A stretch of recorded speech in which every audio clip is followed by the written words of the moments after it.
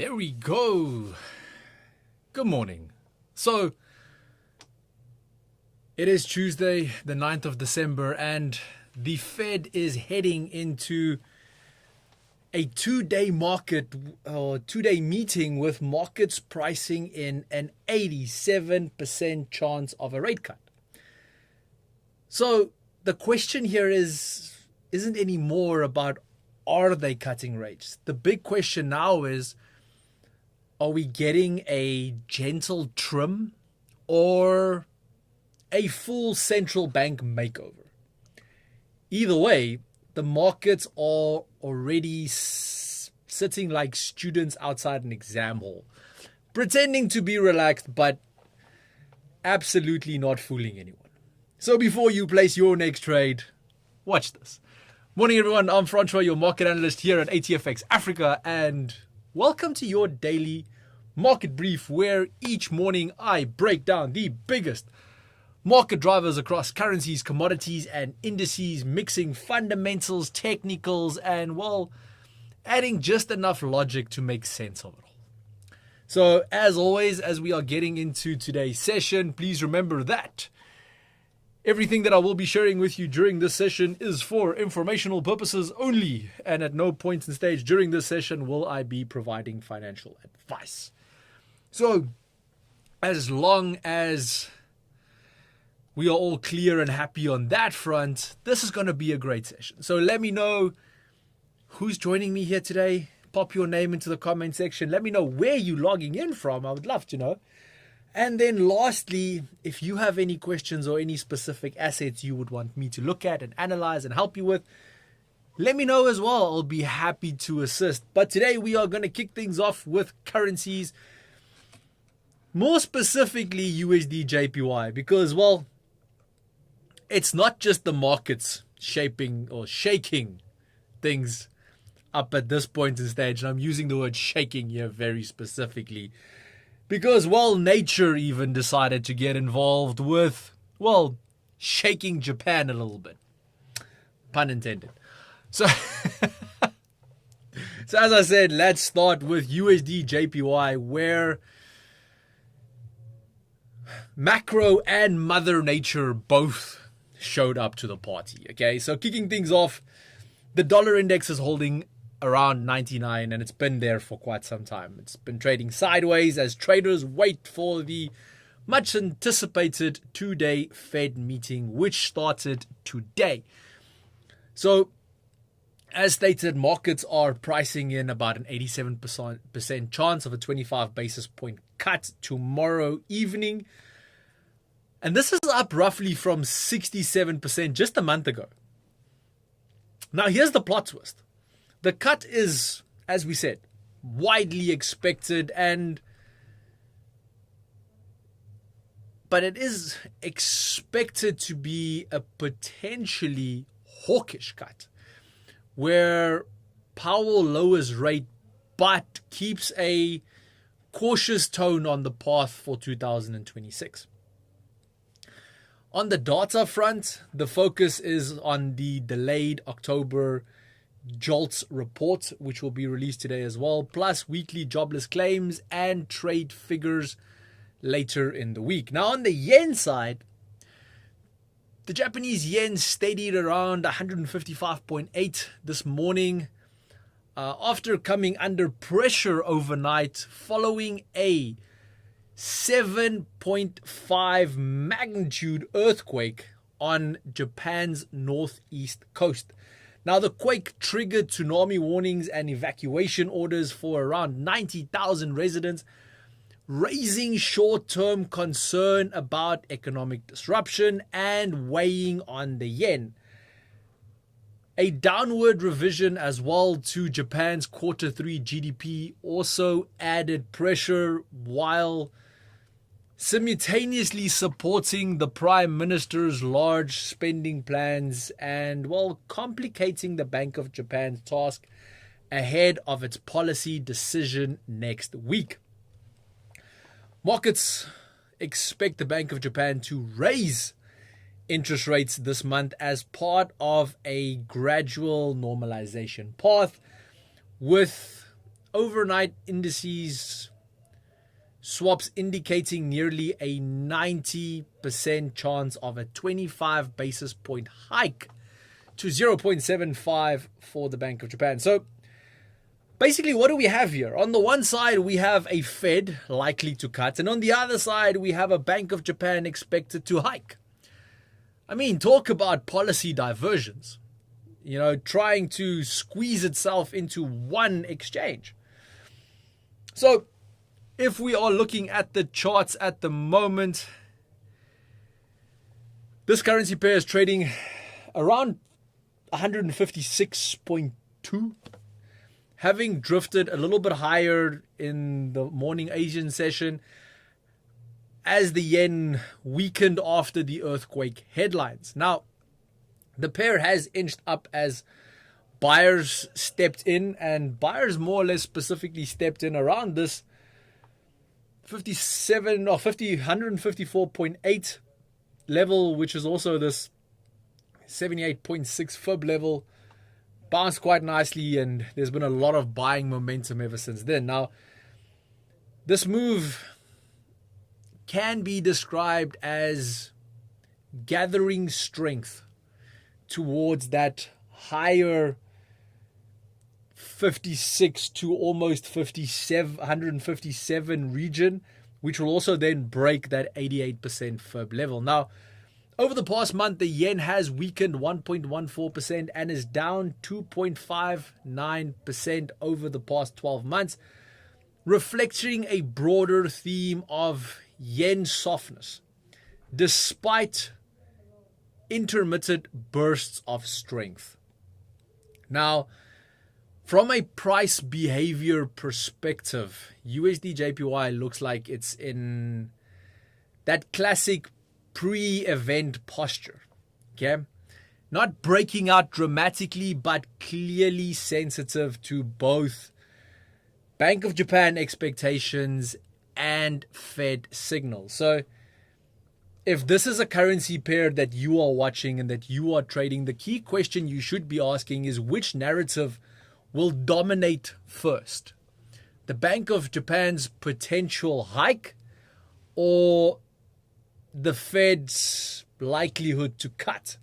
Now,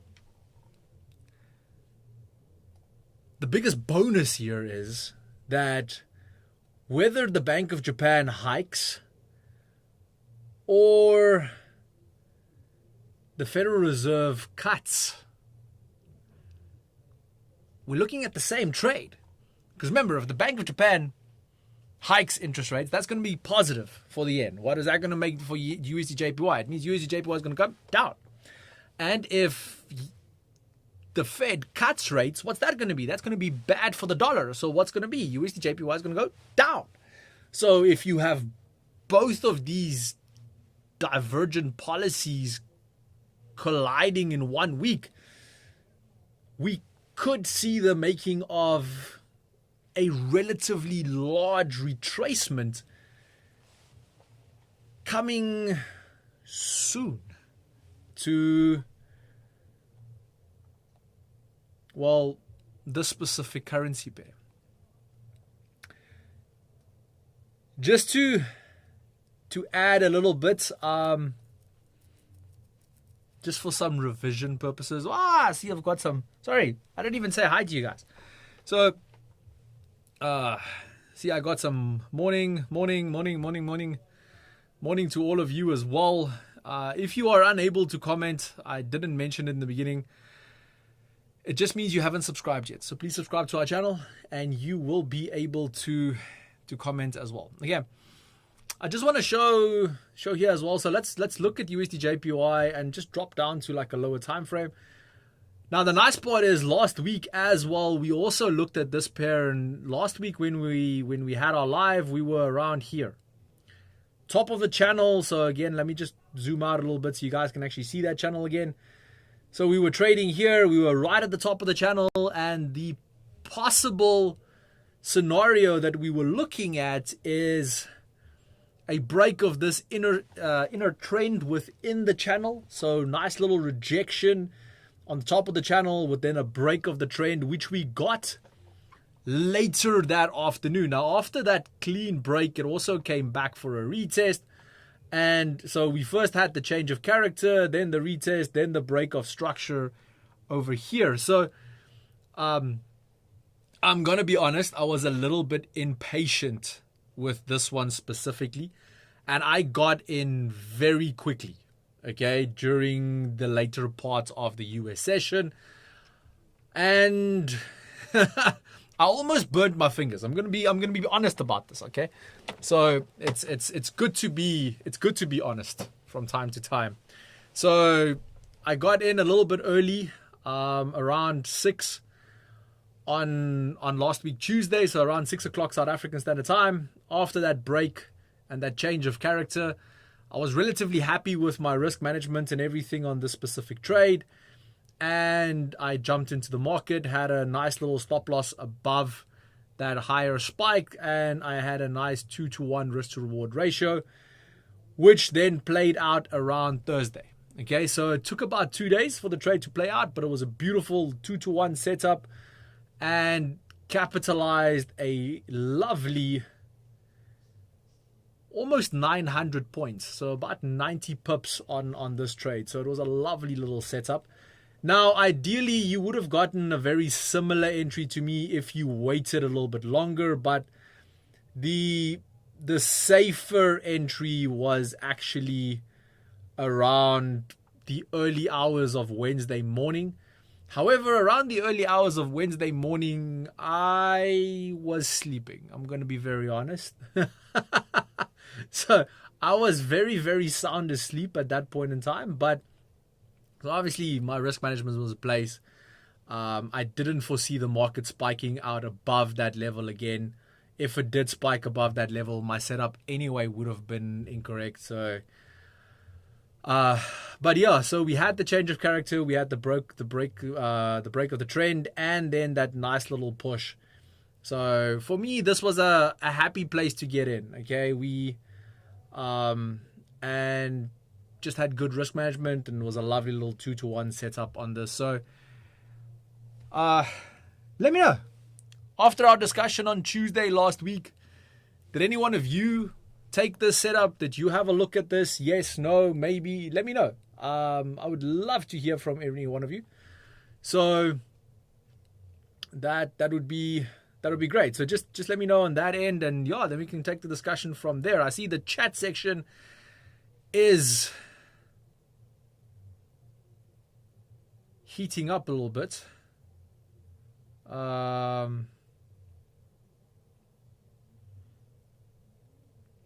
Nasdaq, what do you mean by what's that I hear? What do you hear? The fact that I also am only human and also sometimes get a little bit overexcited when I enter trades. Let me know. And then we have a good morning, and I have a little wave there from Rocast. Oh, it's a bell icon. I don't see a bell icon. I have like this little pink hand waving on my side. See FX Beast is also here. Welcome. And then Rocast says, agree with the self-awareness. Correct. Okay. So let's look at a little bit of a potential setup for today. Obviously, momentum at the moment is very, very bullish. So if we take this low point to the high point where we are now, I would say a nice little dip, maybe here to 50 fib, would be a relatively good entry. If you want to wait for a nicer dip down to 61, that could be a nice little entry as well. The only reason why I'm looking for a bullish setup is normally prior to rate cuts and so forth, the market will look at, starting to price in that movement. So it'll normally move up a little bit, and then when the rate cut comes as expected, it'll just drop and balance out back to where it was, just so that it can make room for that potential rate cut. Okay. So if we can get a little bit of a pullback, roundabouts like this EMA, which also the roundabout the 38, I would just like a little bit of a dip personally to around that 50. So I'm actually going to place a little bit of an alert there. So it's popping an alert there. I'm also going to place an alert in the 38 just so that I know when it gets there. And yeah, once it actually drops, then I'll probably look at an entry around here. And again, looking at around a roughly 2-to-1 risk to reward ratio on this one. So I can actually place my stop loss slightly lower. It's just to get that nice little 2-to-1 risk to reward on this one. Just let me know, what do you guys think? Good setup, not good setup, disagreeing with my direction? Let me know. No, unfortunately not. Only took the Ethereum trade setup possibility that also played out nicely after 2 days. That really did. We can actually quickly review that. So let's pop up Ethereum here real quick. And then we'll rewind back to Tuesday. So again, we were discussing a break in the channel here actually. Ethereum has actually been very kind to us lately. I mean, 2 weeks ago we had this setup. Buy played out beautifully. Last week we had the sell setup. Where I know for me, I wasn't ready to enter in the channel. So I only got this trade on Thursday, if I remember correctly. Yeah. So here, Thursday afternoon. And again, did have that as my higher stop loss, but nice 2-to-1 risk reward on this. But this took some time. From where my setup was. I mean, TP was only achieved around Sunday, but again, I only got in on this. I didn't get in on it on Tuesday. I got in around Thursday, and that ran all the way till Sunday. So 4-day trade. Nice thing about trading cryptos, depending on how and where you can run this over weekends. So obviously at ATFX we don't allow trading over weekends on cryptos. So mine kind of hit Monday morning after the market opened. I realized profits and so forth. So yeah, relatively easy on that one. Nice little setup, was good. But yeah, again, well done on that. Rocost was still a beautiful setup. So lovely.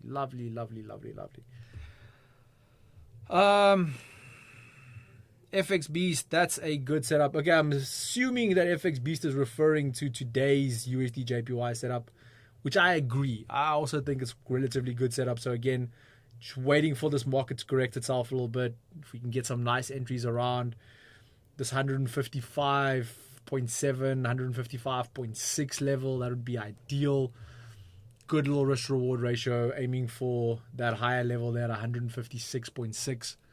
And yeah, then obviously from there we can see what happens after the interest rate decision. That does look very promising on the 15-minute chart.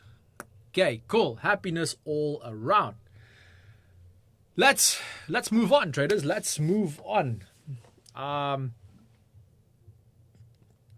Specifically to natural gas. You guys know this is one of my favorite commodities, and something that I analyze regularly for you, and that has been very kind to us as well over the course of the last 2 months.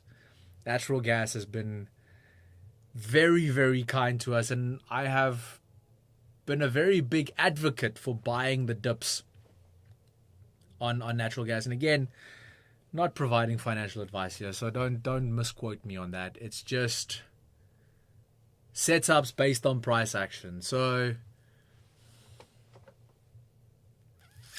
if we have a look at natural gas, it has been this week reminding traders that it can move, and it can move aggressively. Okay. Yesterday it plunged 8% to around $4.7 dollars per million British thermal units, giving back a very large chunk of last week's 9% surge. Now, this latest drop reflects expectations that has changed since the last time we chatted. So the last time we chatted, there was big chances for much colder weather during December.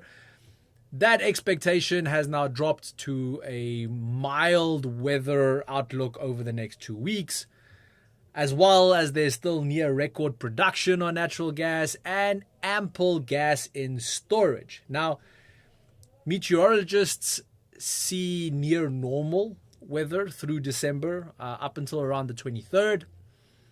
And this will likely keep demand relatively constrained in the short term. Now, again, production in the lower 48 states in America sits around 109.7 billion cubic feet per day, slightly above November's record of 109.6 billion cubic feet per day. So supply is, at this point in stage, anything but shy. Plus, inventories are about 5% above normal for this time of year, which further dampens immediate upside pressure. Now, however, despite all of that, the bigger picture still leans constructive. Okay, natural gas recently hit its highest levels since December 2022, which was supported by strong flows to liquid natural gas export plants, as well as more robust near-term demand. Okay, now at the moment, price currently sits around that $4.7 level. It is down 1.3% on the day, but there are still a lot of positive factors here. It's still up 11.7% over the past month and over 53% up year on year. So strategically, outlooks suggest that new liquid natural gas export capacity as well. There's still higher electricity demand, and fuel switching could support gas into 2026. So there's a very, very large possibility that we haven't seen the height yet. I mean, into 2026, we could see higher prices still. And we also have to take into consideration that it is still a tight balance before easing into even later if we're talking about 2027. So what am I basically saying here? Short term, as always, this commodity is going to be volatile. Okay. Medium term, it is still supported by a combination of structural and demand factors, which means there is still a lot of upside potential on this.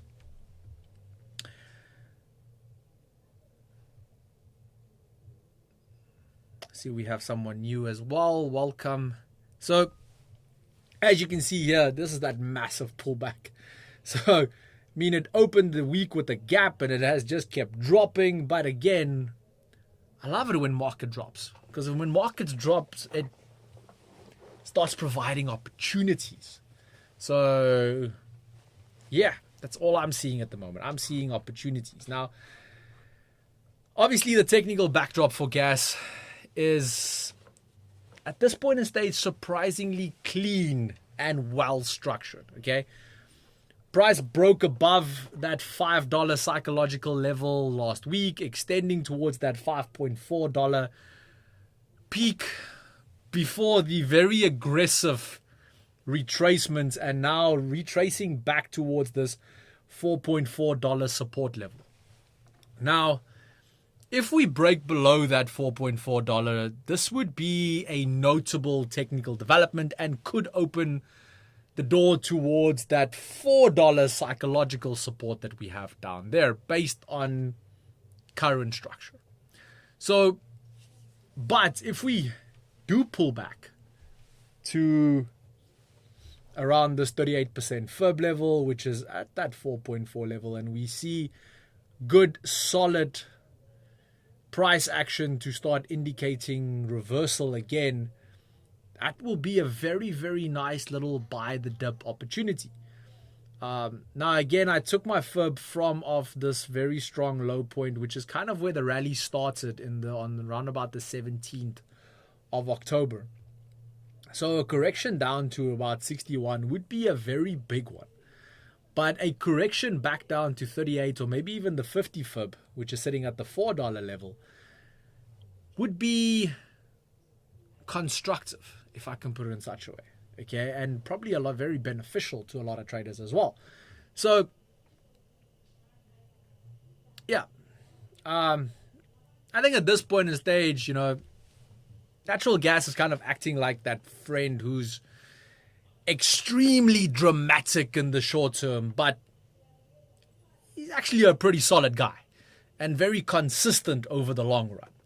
So let's look at this as a noisy correction within a still supportive bigger trend. That's kind of all I'm getting to here. So now, even on this one, there was some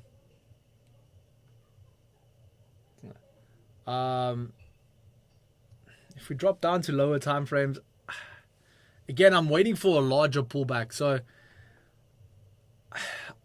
I'm not very confident in saying that there's a short here, but based on structure as well, we are on the 23% fib. So if there's a little bit of a bounce here, again, we need like a little proper change of character with the retest, and then we can start buying. But ideally for me, I would like a retracement back down to around this 4.4 level, and this would be probably pretty solid long setups for me. And we don't even have to go all-time high, but there's probably from there you can get a proper nice 3-to-1 risk to reward ratio even on this. So, but that's kind of the setup that I will be taking my time on natural gas and waiting for. So I'm not really going to look at intraday setups on this one at the moment. Why? Because like I said, I am not confident in shorting this, but I am waiting for it to pull back further. Okay. So this is one of those weird ones. Like, I'm waiting for the sell to happen, but I'm not confident enough to actually trade that sell. I will trade the buy once it's dipped to my level, and then trade with that trend. Okay. Let me know what you guys think of that, and then let's discuss from there. So Rokar says, I think that is another good setup there with natural gas. Thank you. I do appreciate it. And yeah, we've had some proper setups on natural gas, since October. This has been very kind to us. So yeah. However, he's also closer to that 38% fib levels. Same here. I'm not super confident to buy at the 23% fib. I'm more than happy to wait for it to get to that 38% fib and then start layering in my buys from there. I'm super, super happy with that. Okay. Brilliant. Again, if there's anything you guys want me to look at, please let me know. If you have just joined us, please remember to smash that like button. And if you are unable to comment, all you have to do is subscribe. The moment you subscribe, you will be able to comment. Okay. So let's move over to equities and finish things off for today. And I want to specifically, as every other Tuesday, discuss the Dow Jones Industrial Average, also known as the US 30. Which, in classic Dow Jones fashion, is in pre-Fed mode. Okay, I have no other way of putting that. It's pre-Fed mode. It's currently trading around 47,750 this morning. It is down around 215 points, or if you want the percentage, it's about 0.5% from yesterday's session. Now, over the past 4 weeks, the index is down about 0.8%.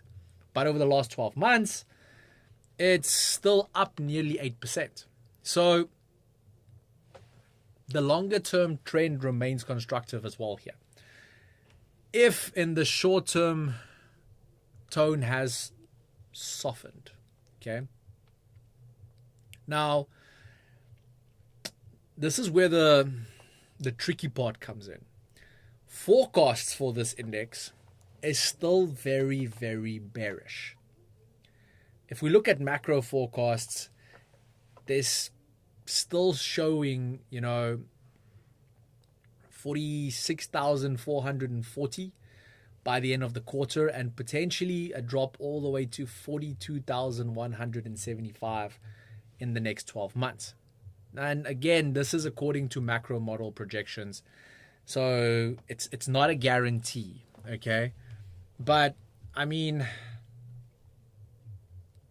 just quickly looking at the charts here, just to showcase you guys what that would actually mean. I mean, if we have a look at a potential, let's just go with the quarter projection. So currently sitting at almost 47,800. Now, by end of quarter, projection is sitting at 46,440 as per the macro model. Now, that's huge. That's like a 2.8% drop that is expected. Again, not guaranteed, but expected to happen on this specific index. Now, the larger drop from where we are now is expected to potentially go all the way down to 42,175. Like, I actually have to zoom out for this.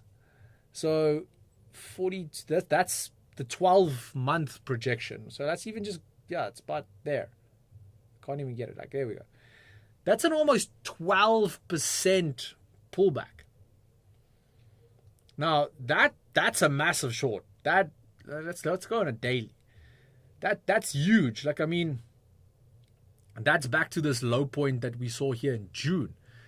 That's massive. Now, on the daily, that is definitely the largest support, which I can see why the macro model is showcasing a potential pullback to there. But I mean, that would be the buying the dip of buying the dip levels.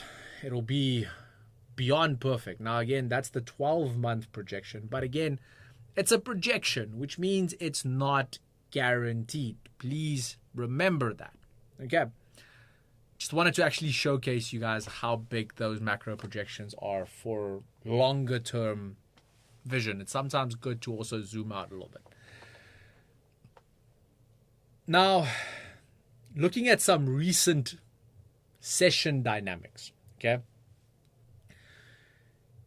Yesterday, we saw the Dow close 0.5% lower with massive notable declines in P&G, which dropped 3.6%. Nike dropped 3.5%, and Amgen dropped 2.6% yesterday. Offsetting some of that weakness, we saw gains in Boeing, which was up 2.1%. We saw Walt Disney go up 2.1% as well. And NVIDIA was up 1.5%. Now, NVIDIA also extended gains in aftermarket trade after the decision was made allowing it to sell its H200 AI chips to approved, very little T and C, approved customers in China, subject to a 25% tariff and security-driven restrictions. Okay. On that note as well, there's currently, I don't know if you guys saw this.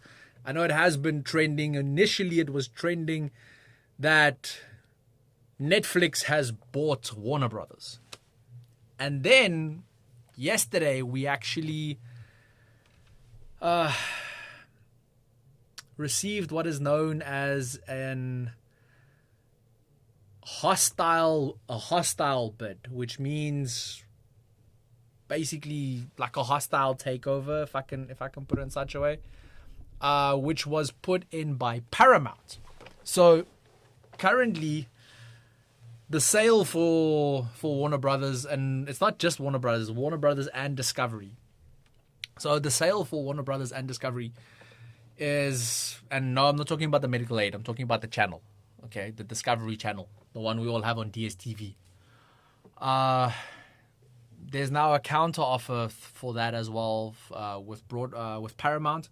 So now there's a bit of a war going on as to who's going to take over that specific company.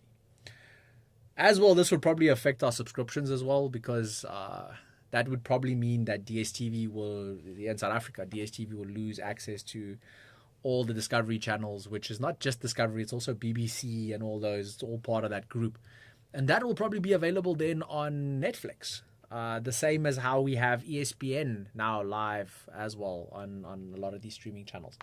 So definitely some interesting developments here. But I must say, I think right now we can probably say the broader theme here is markets are on edge. Okay, as the Fed is going into their meeting today, there's a wide expectation for a 25 basis point cut and anticipation on the conclusion of this 2-day meeting. Last week, we got PCE inflation data, which cooled way more than expected, supporting the case for easing. But investors are remaining focused on what the Fed will signal about the economic outlook and 2026 path. With the Dow down nearly 0.5%, it is fair to say investors are doing some profit taking while waiting for clarity. I think that's the biggest message to take away here. Now, again, let me just hide these. I want to leave them there for future reference. But even if we drop down to a lower time frame, I mean, you can see there's a pretty solid amount of consolidation taking place here at the moment. So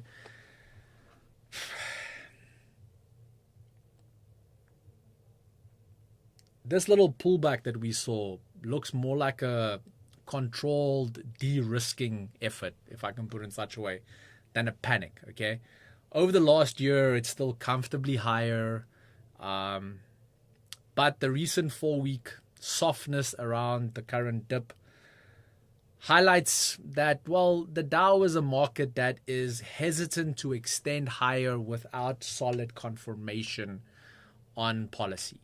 Okay, near-term resistance at the moment is sitting at that 48,000 region, with near-term support sitting at this 47,200 level down here. So basically, in other words, US30 is kind of behaving like a marathon runner, slowing down just before a final water station. They're not stopping, but they're just making sure that they have enough fuel in the tank for what is coming next. Okay. Looking at some intraday setups. We've had this change of character now. If we can break above, I would say 47,800, that could be a potential little buy, maybe just back up to this level around here. Okay. And again, you can get a nice little 2-to-1 risk reward on that as well. So if it breaks above 47,800, there could be a potential long back up to 48,000. Should the Fed cut tomorrow, and based, obviously the speech is going to be more impactful, but once the cut comes through, we might actually see a little bit of a spike higher. Indices such as NASDAQ will obviously spike a lot harder. Okay, we'll probably see a lot harder upward spikes with a cut on indices like NASDAQ or S&P rather than the Dow. Okay, but again, like I said, if we can get a little break above that, that could be a nice little potential long position. Again, intraday, I wouldn't hold that position into a Fed cut. I would at least, at minimum, secure, like if it's up, I would secure profits on this and not just leave it open going into the Fed cut. Okay. Let me see. What else do I have here? Please look at Euro USD and gold too. FX Beast, not a problem. I will look at that for you as well. Rocast also asked for gold. FX Beast, the sell on natural gas is tempting as it has retested the 20. I hear you. The sell on natural gas is definitely tempting. But for me personally, the risk is too big. I would rather wait for the dip and then buy than just get into the market for the sake of being a part of the move. And again, just me, but if you're happy and it falls within your risk model, brother, go for it. And let me know how it works out. We'll probably discuss it on Thursday during the next live. So, yes. Just curious, do you ever trade any of those? Netflix, Amazon? Yeah, 100%. But I trade them a little differently. They are part of my physical stock portfolio. So I've always had a very different approach to this. I love trading indices, as you all know, and commodities as well. And then obviously, based on all the analysis I do take certain trades with regards to long and short positions on my CFD profile.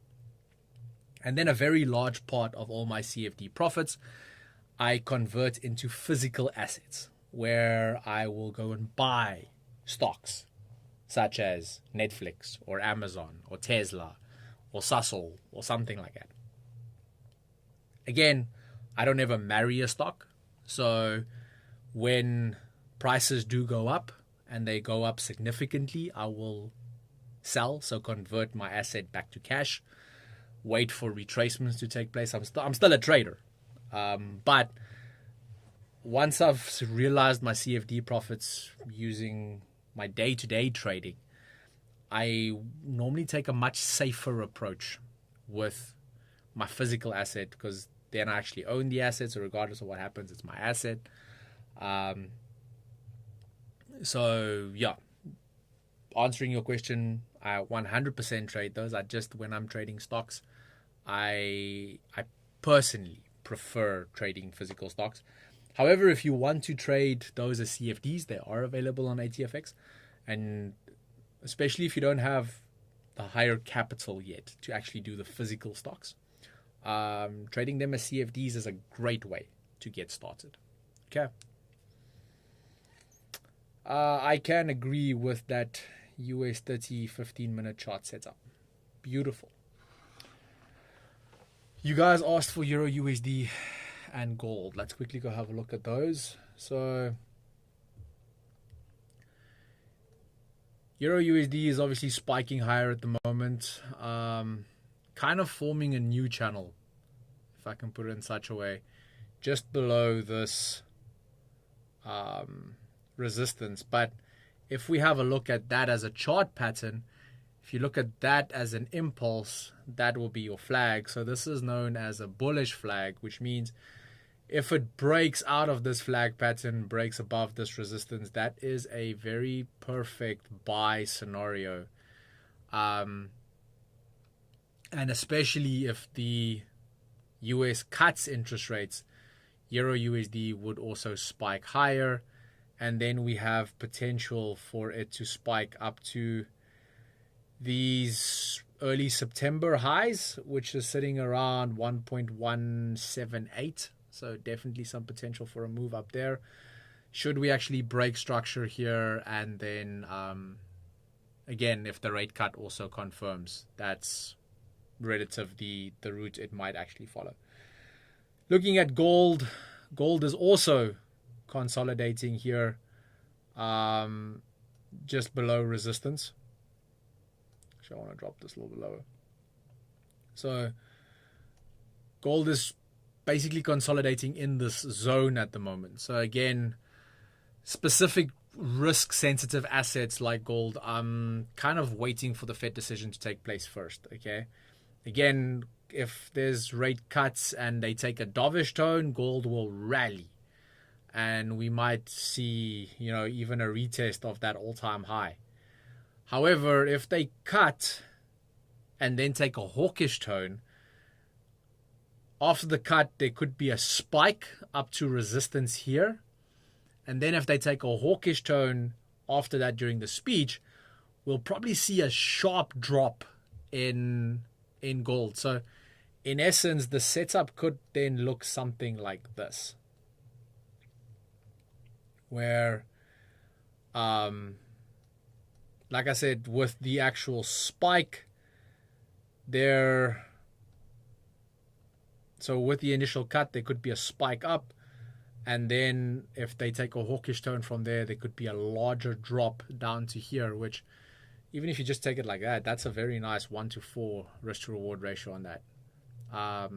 And there is a relative possibility of it playing out in that type of scenario based on expectations at the moment, where we have a cut and then a hawkish tone. So cut will be up, hawkish tone will be back down. I hope that answers questions on that. Again, my opinion. So yes. Awesome. Thank you for the explanation as well to my curiosity. Okay, fantastic. Rokosh, just as a question, did you get my email? I did respond to the email you sent me as well. So please just let me know. Did you get my email? For those of you, if you do have personal trading questions that you don't want to voice on the live sessions, please remember, you can email me. My email is marketbrief@atfxafrica.com. So just marketbrief@atfxafrica.com. You are welcome to send me an email, and I'll respond to whatever questions you might have. Okay. Thanks for that gold analysis. Did not think of it in that way. I'm glad I could help. Yes, understood on gold. Perfect. Thank you, FX Beast. So, traders, please remember tomorrow evening at 7, I will be hosting a masterclass. And this one is based on your request. Okay, you guys wanted me to delve deeper into indicators. So tomorrow I'm specifically going to cover 5 indicators, how to use them, plus how to use them in correlation with price action. Because as you know, I'm a price action trader by heart, but indicators can be great tools to use for confirmation. So please don't miss tomorrow. Okay. I am going to wrap up the session here because the fact that I do have a meeting that I need to get to, so I can't go too late today. Normally I don't have meetings scheduled so closely after my lives, but today unfortunately I do. Okay. So quick little wind up just so that we're all on the same page. So remember, heading into tomorrow, the big question is simple. Will the Fed deliver the soft cut with a hard message, or will the guidance surprise on the dovish side? Okay. And based on the answer of that question, will USD JPY be a key barometer for global rate divergence? If we're looking at commodities, natural gas could see another volatility spike if sentiment shifts on growth or energy demand. And in the equity front, at the moment, US 30 is poised to react quickly to any changes in the Fed's economic projections or tone.